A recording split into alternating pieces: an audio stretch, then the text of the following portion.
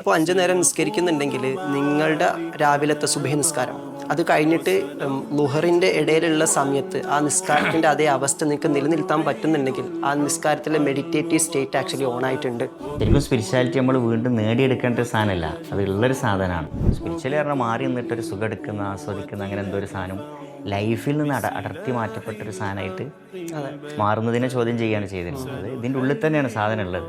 ശരിക്കും ഒരു highly spiritual ആയിട്ടുള്ള ആളുകളെ നമ്മൾ എടുത്തു നോക്കിയാൽ അവരെല്ലാവരും ഉള്ളുകൊണ്ടൊരു കുട്ടിയായിരിക്കും.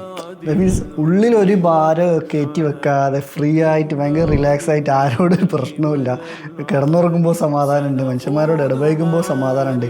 ശരിക്കും ഈ സ്പിരിച്വൽ ഇൻ്റലിജൻസും ഹൃദയ ശുദ്ധീകരണവും തമ്മിലുള്ളൊരു ബന്ധത്തെക്കുറിച്ച് എന്താണ് പറയാനുള്ളത് രണ്ടാമത്തുള്ളത്? എന്താണോ നമ്മൾ അന്വേഷിക്കേണ്ടത് അതിനെ ശരിക്കും അന്വേഷിച്ച് തുടങ്ങാൻ ഒരു പക്ഷേ നമ്മുടെ യുണീക്ക് എക്സ് പ്രോഗ്രാം ഒരുപാട് യൂസ്ഫുൾ ആണെന്ന് എനിക്ക് തോന്നുന്നുണ്ട്.